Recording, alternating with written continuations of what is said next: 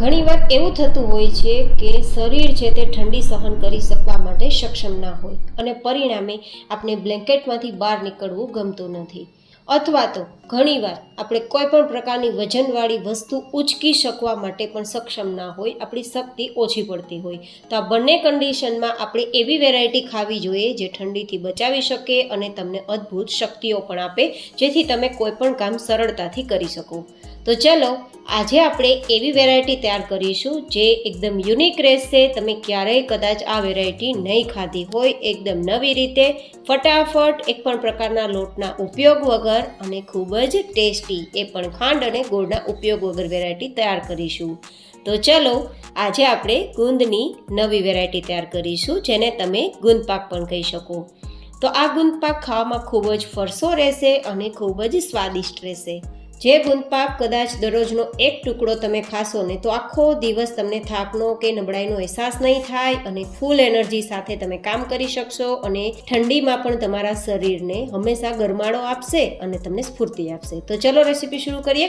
તો જેમના માટે સૌથી પહેલાં આપણે સૂકું નારિયેળ લેવાનું છે, જે એક નંગ કહેવાય ને, તે ગ્રામમાં લગભગ 250-300 ગ્રામ જેવું હશે.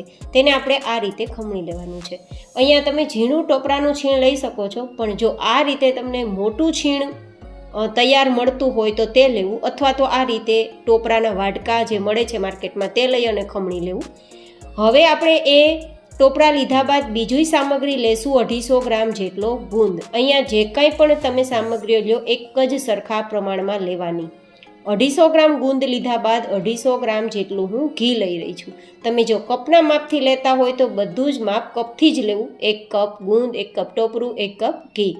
હવે અહીંયા આપણે 250 ગ્રામ અને કપથી જોઈએ તો 1.5 થી 2 કપ જેટલો માવો લેશું, પણ તેને આપણે આ રીતે ખમણી લેશું. માવો તમે શેકેલો પણ લઈ શકો છો અને શેક્યા વગરનો પણ લઈ શકો છો, પણ માવો છે તે ખારો ના હોય તે ટેસ્ટ કરીને લેવો. જનરલી શું થાય, માવો ઘણીવાર મોળો પણ મળે છે, ખારો પણ મળે છે, મીઠો પણ મળે છે, પણ એકદમ મોળો હોય તેવો ઉપયોગમાં લેવો, જેથી વેરાયટી સારી બને. અને આ રીતે ખમણી લેવું. અહીંયા આપણે માવાનો ઉપયોગ કરીશું તો એક પણ પ્રકારના લોટનો ઉપયોગ નથી કરવાના. એકદમ યુનિક વેરાયટી છે, ખૂબ જ પસંદ આવશે અને એકદમ સ્વાદિષ્ટ બનશે. તો આ માવો પણ આપણો ખમણાઈ ગયો છે. તો એક કડાઈમાં આપણે લીધેલું 250 ગ્રામ જેટલું જે ઘી છે, અને કપથી જોઈએ તો 1 કપ જેટલું જે ઘી છે તેને આપણે ગરમ કરવાનું છે. હલકું હલકું ગરમ કરીશું, બહુ વધારે ગરમ કરવાની જરૂર નથી. અને ગેસની ફ્લેમ અત્યારે આપણે ધીમી રાખીશું. અને હવે આપણા હલકા ગરમ ઘીમાં 1 કપ જેટલા આપણે ડ્રાય ફ્રૂટ્સ ઉમેરીશું, જેમાં અડધા કપ જેટલા કાજુ છે, અડધા કપ જેટલા બદામ છે.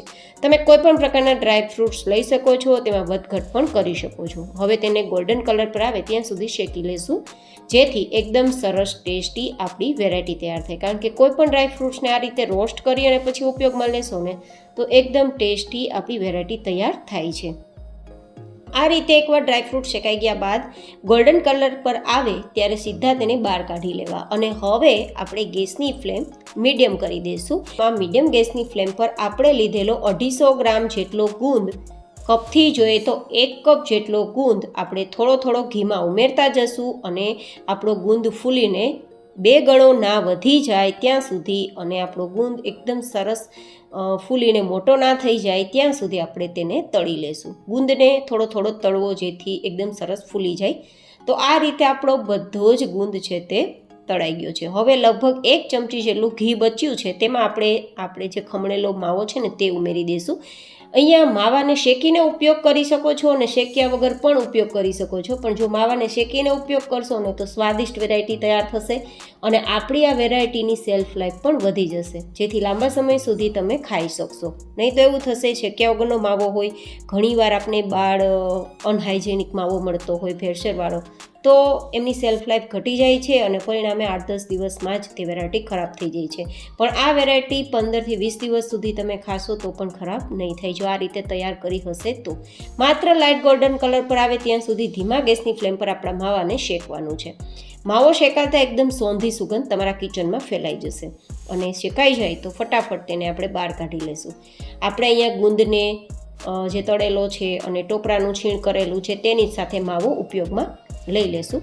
અને હવે આપણે લગભગ માવો શેકાઈ ગયા પછી કોઈ પણ પ્રકારનું ઘી બચ્યું નથી તો હવે ઘીની જરૂર પણ નથી. હવે મીઠાશ માટે ખાંડ અને ગોળની જગ્યાએ 1 કપ જેટલી અને ગ્રામમાં જોઈએ તો 250 ગ્રામ જેટલી મેં સાકર લીધી છે. સાકર છે તે એકદમ ઠંડક પણ આપે છે અને સ્વાદ પણ આપે છે.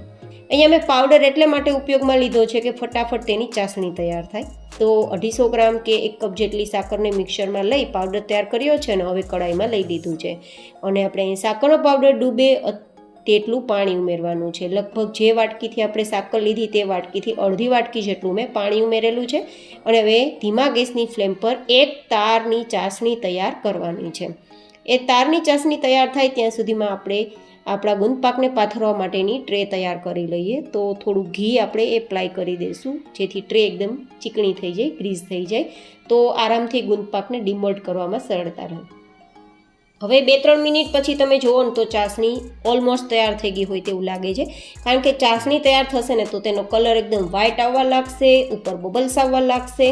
અને તેમ ના ખબર પડે તો આ રીતે આંગળી અને અંગૂઠા વચ્ચે આપણે થોડી ચાસણી લઈ અને ચેક કરવાની. જો એક તાર પૂરેપૂરો બને છે, તાર તૂટતો નથી. જો વચ્ચેથી તાર તૂટતો હોય તો તારવાળી ચાસણી તૈયાર નથી થઈ, પણ તાર ન તૂટે તો સમજવાનું એક તારની ચાસણી તૈયાર થઈ ગઈ છે. તો હવે આપણે ગેસની ફ્લેમ બંધ કરી દઈશું અને શેકેલો માવો, તળેલો ગુંદ અને ટોપરું આપણે બધું જ ઉમેરી દઈશું. આ ઉમેર્યા બાદ તમારે જે શેકેલા ડ્રાયફ્રૂટ્સ છે ને તેને નાના ટુકડામાં સમારીને પછી ઉમેરી દેવાના. મેં ડ્રાયફ્રૂટ્સ થોડા ઠંડા થઈ ગયા એટલે તેના ટુકડા કરી અને પછી આમાં ઉમેરેલા છે. તમારી ઈચ્છા હોય તો અહીં એલચી પાવડર, જાયફળ પાવડર, ગંઠોડા પાવડર, સોંઠ પાવડર, કોઈ પણ પાવડર ઉમેરી શકો છો જે શિયાળાને રિલેટેડ હોય તે પણ ઉમેરી શકો છો. પણ મેં અત્યારે એક પણ પ્રકારના પાવડર નથી ઉમેરેલા કારણ કે માવાની પણ અલગ ફ્લેવર હોય છે, ટોપરાની પણ તેની ફ્લેવર હોય છે, તો મને કોઈ ફ્લેવર નથી જોતી તો મેં નથી ઉમેરેલા. બસ આ રીતે બધું જ આપણે ઉમેરી અને મિક્સ કરી દઈશું. જેવું મિક્સ થશે કે સીધું જ કડાઈને છોડવા લાગશે. કડાઈને છોડવા લાગે તો ફટાફટ તેને નીચે ઉતારીને ટ્રેમાં પાથરી દેવાનું રહેશે.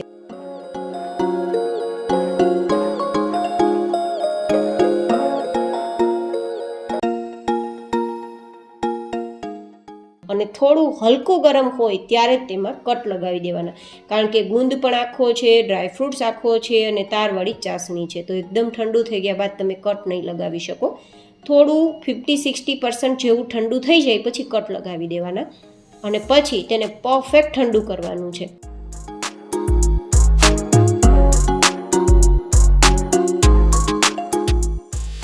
તો એકદમ સરસ ઠંડુ થઈ ગયા બાદ તમારા ગુંદપાકના ટુકડા આરામથી ડિમોલ્ડ થઈ જશે, આરામથી નીકળી જશે. જો હું કેટલા સરળતાથી બહાર કાઢી રહી છું.